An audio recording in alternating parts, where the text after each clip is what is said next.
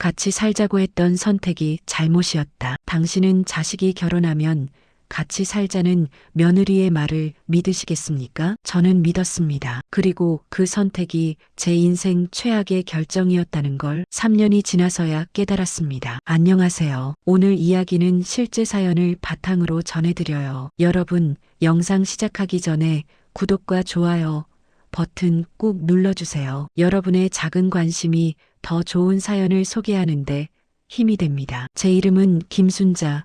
올해 62세입니다. 남편과 사별한 지 5년, 혼자 살던 저에게 아들 부부가 함께 살자고 제안했을 때 저는 정말 행복했습니다. 하지만 지금 저는 제가 살던 집에서 쫓겨나 월세방에 살고 있습니다. 어떻게 이런 일이 생긴 걸까요? 5년 전 남편이 갑작스러운 심근경색으로 세상을 떠났습니다. 45년을 함께 산 사람이 하루아침에 사라지니 세상이 무너지는 것 같았습니다. 남편이 평생 공무원으로 일해서 모아둔 퇴직금 2억, 그리고 서울 변두리지만 제 명의로 된 아파트 한 채, 그게 제가 가진 전부였습니다. 아들은 하나뿐이었습니다. 늦둥이로 얻은 아들 민수는 제 삶의 전부였죠. 민수가 34살에 결혼한다고 했을 때 저는 며느리 얼굴도 보기 전에 무조건 찬성했습니다. 이제 우리 아들도 가정을 꾸리는구나. 그런데 첫 만남에서 며느리 지은이가 한 말이 제 마음을 사로잡았습니다.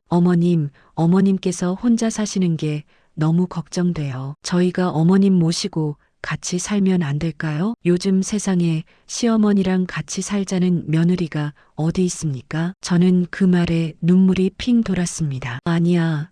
너희 신혼인데 어떻게 시어머니랑 같이 살아? 불편할 텐데. 하지만 지은이는 고집을 부렸습니다. 어머님, 저희는 괜찮아요. 제가 어릴 때 엄마를 일찍 여의어서 어머님 같은 분이 계시면 저도 좋아요. 그 말에 저는 완전히 마음을 빼앗겼습니다. 결혼 후 애들은 제 아파트로 들어왔습니다. 제 아파트는 33평형 3룸이었으니까 같이 살기에 충분했죠. 처음 6개월은 정말 천국이었습니다. 지은이는 아침마다 제가 좋아하는 된장찌개를 끓여줬고 퇴근 후에는 함께 드라마를 보며 수다를 떨었습니다. 어머님, 제 친엄마 같으세요. 정말 어머님 만나서 제 인생이 행복해졌어요. 그 말 한마디에 저는 매번 뭉클했습니다. 그런데 결혼 7개월째 되던 날 지은이가 조심스럽게 말을 꺼냈습니다. 어머님, 저희가 아이를 가지려고 하는데요. 육아 준비를 위해서 방 하나를 아기방으로 꾸미면 안 될까요? 당연히 좋다고 했죠. 제 방은 안방이고 부부 침실이 하나, 그리고 작은 방이 하나 더 있었으니까요. 작은 방에는 남편의 유품과 제 옷가지들이 있었지만 손주를 위해서라면 당연히 내드려야죠. 그럼 어머님, 제가 창고 서비스 알아볼게요. 어머님 짐은 거기에 잠깐 보관하시면 어때요? 조금 이상했지만 며느리가 임신 준비를 하는데 뭐라고 할 수가 없었습니다. 그렇게 제 짐들은 창고로 갔습니다. 그리고 3개월 후 지은이가 임신 소식을 알렸습니다. 저는 너무 기뻐서 눈물을 흘렸습니다. 손주를 보는 게 제 마지막 소원이었으니까요. 하지만 그때부터였습니다. 지은이의 태도가 조금씩 변하기 시작한 게 어머님, 임산부는 스트레스 받으면 안 된대요. TV 소리 좀 줄여주시겠어요? 어머님, 요즘 음식 냄새에 예민해서요. 부침개 같은 건 좀 자제해 주시면 안 될까요? 어머님, 제가 요즘 입덧이 심해서 집안일을 못하겠어요. 어머님이 좀 도와주실 수 있으세요? 임산부니까 당연하다고 생각했습니다. 저는 매일 아침 6시에 일어나 집안 청소를 하고 삼시세끼를 챙겼습니다. 그런데 지은이는 제가 해준 음식을 자주 남겼습니다. 어머님, 죄송한데 이거 너무 짜요. 아기한테 안 좋대요. 어머님, 이거 너무 기름져요. 다시 해주시면 안 될까요? 처음엔 참았습니다. 임산부니까요. 하지만 그런 일이 반복되자 저도 모르게 지치기 시작했습니다. 어느 날 아들 민수에게 조심스럽게 말했습니다. 민수야, 엄마가 요즘 좀 힘들어서 그러는데 지은이가 너무 예민한 거 아니니? 그런데 아들의 대답이 충격이었습니다. 엄마, 그게 무슨 소리예요? 지은이가 얼마나 힘들게 임신 생활을 하는데 엄마가 좀 참아주면 안 돼요?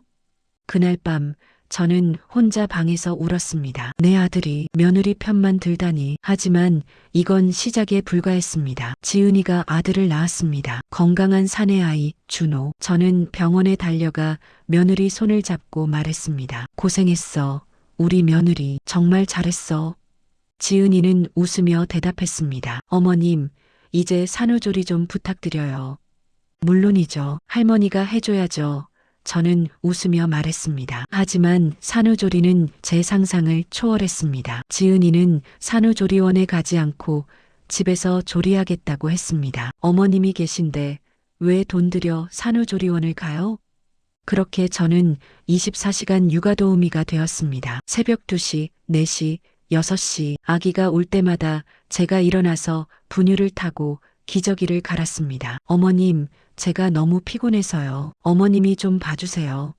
낮에는 빨래, 청소, 요리에 손주 돌보기까지 저는 하루에 3, 4시간밖에 못 잤습니다. 한 달이 지나고 2달이 지나고 3달이 지났습니다. 제 몸은 한계에 다다랐습니다. 어느 날 저는 거실에서 쓰러졌습니다. 병원에 실려가서 받은 진단은 과로로 인한 실신이었습니다. 의사가 말했습니다. 보호자분, 환자분이 극심한 스트레스와 수면 부족 상태입니다. 이러다간 큰일 납니다.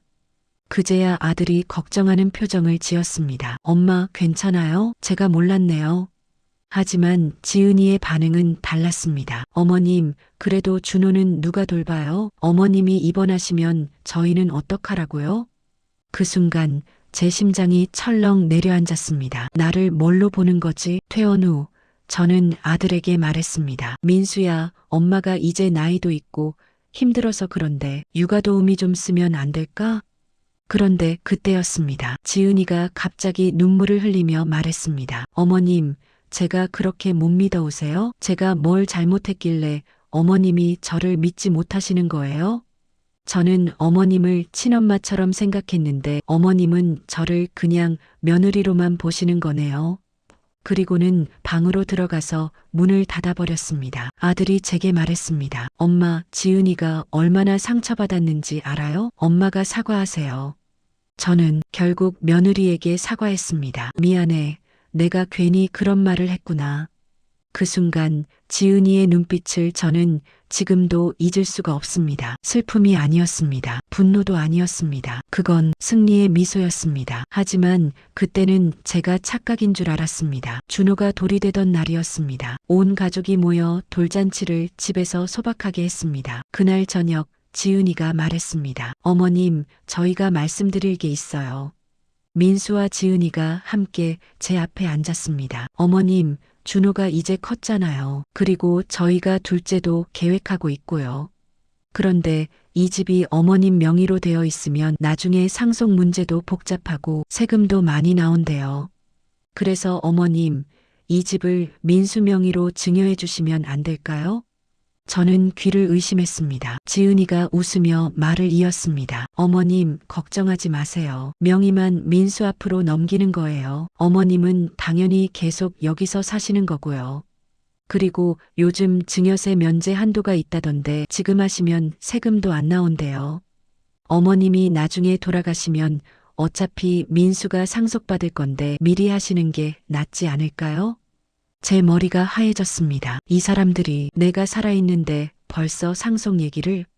아니야, 민수야. 엄마는 아직 그런 생각 안 해봤어. 갑자기 왜 이런 얘기를 하는 거니? 민수가 말했습니다. 엄마, 저희도 엄마 생각해서 드리는 말씀이에요. 요즘 상속세가 얼마나 높은지 아세요? 나중에 엄마가 돌아가시면 제가 세금만 몇 천만 원 내야 할 수도 있어요. 지금 증여하시면 세금도 거의 없고 깔끔하잖아요. 저는 화가 났습니다. 민수야, 이게 무슨 소리니? 내가 아직 살아있는데 벌써 내 재산을 넘기라고? 그러자 지은이가 눈물을 글썽이며 말했습니다. 어머님, 저희를 안 믿으세요? 저희가 어머님을 쫓아낼 거라고 생각하세요? 저는 어머님을 친엄마처럼 생각했는데 어머님은 저희를 그렇게 못 믿으시는 거예요? 저는 당황했습니다. 아니야, 그런 게 아니라. 그럼 뭐예요? 어머님이 저희를 못 믿으시니까 이러시는 거잖아요. 지은이는 울면서 방으로 들어갔습니다. 민수가 저를 원망하는 눈으로 쳐다봤습니다. 엄마가 너무하시는 거 아니에요? 지은이가 얼마나 마음 아프겠어요. 그날 밤 저는 잠을 이룰 수가 없었습니다. 내가 잘못 생각하는 걸까? 자식을 못 믿는 내가 나쁜 엄마인 걸까? 며칠을 고민했습니다. 그리고 결국 저는 결정했습니다. 집 명의를 아들에게 증여하기로. 내 자식인데 날 쫓아내겠어? 아니야. 민수는 그런 애가 아니야. 계약서에 서명하던 날 법무사가 제게 물었습니다. 어머님, 정말 괜찮으시겠어요? 이렇게 하시면 어머님께는 아무런 권리가 남지 않습니다. 저는 웃으며 대답했습니다. 괜찮아요. 내 아들인데요. 그렇게 33평 아파트는 아들 민수 명의가 되었습니다. 그리고 정확히 2주 후 지은이가 제게 말했습니다. 어머님, 저희가 말씀드릴 게 있어요. 불길한 예감이 들었습니다. 준호가 크고 있고 저희가 둘째도 가질 건데 솔직히 어머님이 계시면 좀 불편해요. 그래서 어머님께서 따로 나가 사시면 어떨까 해서요. 저는 잘 못 들은 줄 알았습니다. 어머님, 요즘 시니어 원룸도 좋잖아요. 월세 50만 원 정도면 괜찮은데 나와요. 어머님, 국민연금이 한 달에 80만 원 나온다고 하셨잖아요. 충분히 사실 수 있어요. 저는 믿을 수가 없었습니다. 지은아, 너 지금 무슨 소리를 하는 거니? 이 집은 내 집이야. 내가 40년을 살던 집이라고. 민수가 차갑게 말했습니다. 엄마, 이제 이 집은 제 명의예요. 법적으로 제 집이라고요. 그리고 엄마, 솔직히 저희도 프라이버시가 필요해요. 계속 같이 살면 서로 힘들잖아요. 저는 아들을 똑바로 쳐다봤습니다. 민수야, 너 정말 이럴 거니? 엄마를 쫓아내는 거니? 지은이가 끼어들었습니다. 어머님, 쫓아내는 게 아니에요. 그냥 따로 사시는 게 서로한테 좋다는 얘기예요. 어머님도 자유롭게 사시고 저희도 편하게 살고요. 저는 그제야 깨달았습니다. 아, 이게 계획이었구나. 처음부터 내 집을 노린 거였어. 같이 살자던 말도 친엄마 같다던 말도 전부 거짓말이었구나. 저는 민수에게 마지막으로 물었습니다. 민수야, 정말 엄마를 내보낼 거니? 민수는 고개를 돌렸습니다. 엄마, 너무 감정적으로 생각하지 마세요. 이게 현실적인 선택이에요. 그날 저는 40년을 살던 집에서 나왔습니다. 딱 2개의 캐리어만 들고 남편과의 추억이 담긴 집, 아들을 키운 집, 제 인생의 모든 것이 있던 집을 월세 50만 원짜리 원룸으로 이사했습니다. 창고에 맡겼던 남편 유품들도 가져올 수 없었습니다. 창고비가 밀렸다며 지은이가 임의로 처분해버렸다고 했습니다. 남편의 사진, 편지, 우리의 40년 추억 전부 사라졌습니다. 저는 매일 밤 울었습니다. 내가 뭘 잘못한 걸까? 내가 왜 이런 일을 당해야 하는 걸까? 그런데 3개월 후 더 충격적인 일이 생겼습니다. 우연히 동네에서 지은이의 친구를 만났습니다. 그 친구가 제게 말했습니다. 어머님, 사실 지은이가 결혼 전부터 어머님 아파트를 노렸다는 거 아세요? 지은이가 저한테 그랬어요. 시어머니 명의 아파트 하나 얻는 거니까 몇 년만 참으면 되라고요. 처음부터 계획이었대요. 시어머니랑 같이 살아서 집 증여받고 그 다음에 내보내기. 제 머리가 하얘졌습니다. 처음부터 계획이었다고, 같이 살자던 그 달콤한 말들이 전부 연기였다고. 저는 그 자리에서 주저앉아 울었습니다. 지금 저는 월세 50만 원짜리 원룸에서 혼자 삽니다. 국민연금 80만 원에서 월세 내고 나면 한 달에 30만 원으로 생활합니다. 아들은 연락이 끊겼습니다. 손주 준호도 더 이상 볼 수 없습니다. 가끔 제 아파트 근처를 지나갈 때가 있습니다. 그 아파트의 불빛을 보면 가슴이 미어집니다. 저기가 내 집이었는데. 법률 상담을 받아봤습니다. 증여 취소가 가능할까요? 변호사가 말했습니다. 어머님께서 자발적으로 증여하신 거라면 취소가 거의 불가능합니다. 사기나 협박이 있었다는 걸 입증하셔야 하는데 그게 쉽지 않습니다. 결국 저는 아무것도 할 수 없었습니다. 가끔 이런 생각을 합니다. 내가 그때 거절했더라면, 같이 살자는 며느리의 말을 의심했더라면, 진명의 이전을 거부했더라면, 하지만 후회해도 소용없습니다. 시간은 되돌릴 수 없으니까요. 제가 여러분께 드리고 싶은 말씀이 있습니다. 자식이 아무리 사랑스러워도 며느리가 아무리 잘해줘도 재산은 끝까지 자기 명의로 지키세요. 우리 자식은 그럴 리 없어라고 생각하지 마세요. 저도 그렇게 생각했습니다. 그리고 지금 이 꼴이 됐습니다. 평생 모은 재산, 평생 살던 집을 한순간에 잃었습니다. 같이 살자고 했던 그 선택이 제 인생 최악의 선택이었습니다. 여러분은 절대 저와 같은 실수를 하지 마세요. 오늘 영상이 도움이 되셨다면 구독과 좋아요 버튼 꼭 눌러주세요. 그리고 주변에 비슷한 상황에 계신 분들이 있다면 이 영상을 꼭 공유해주세요. 여러분의 작은 관심이 누군가의 인생을 지켜줄 수 있습니다. 저는 이미 늦었지만 여러분은 늦지 않았습니다. 끝까지 시청해주셔서 감사합니다.